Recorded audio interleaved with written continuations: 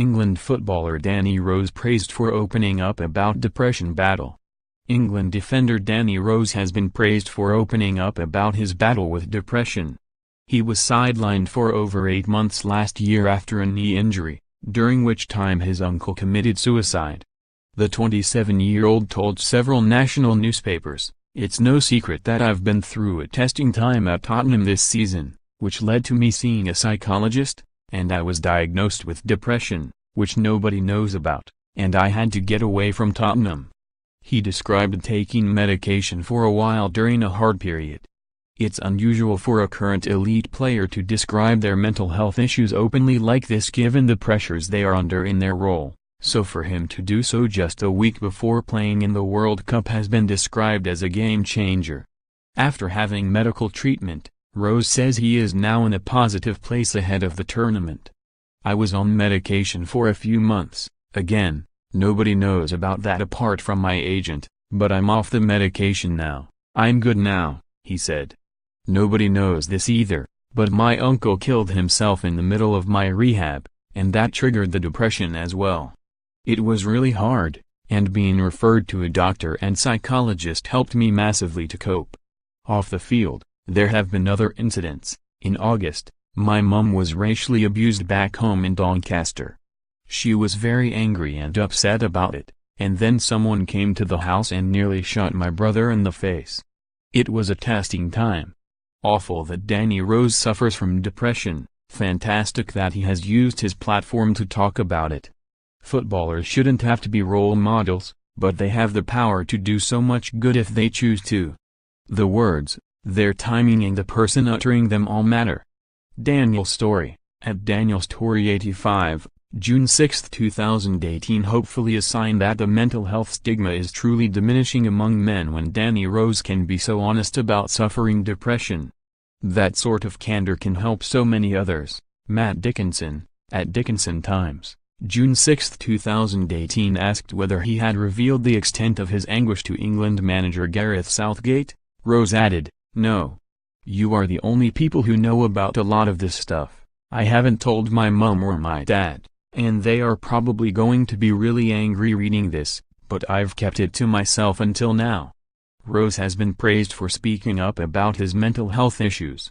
Paul Farmer, chief executive of mental health charity Mind, said, "1 in 4 people will experience a mental health problem, so it should come as no surprise that professional sportspeople will face these issues too. Many people from the world of sport have already made a difference by speaking out."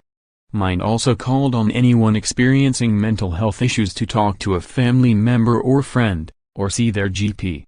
Kelly Holmes, athletics. The 2004 Olympic 800 meters and 1,500 meters champion suffered from depression after injuries left her feeling low just 1 year before her double Athens triumph.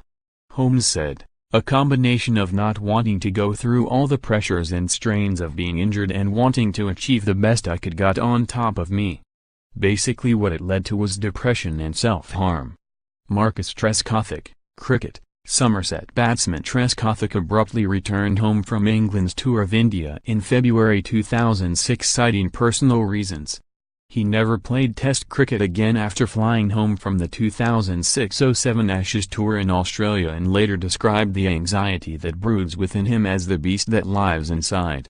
Serena Williams, tennis. Williams has won 39 Grand Slam titles, 23 of them in singles, but the American revealed her off-court battle with depression in an interview with USA Today in 2011.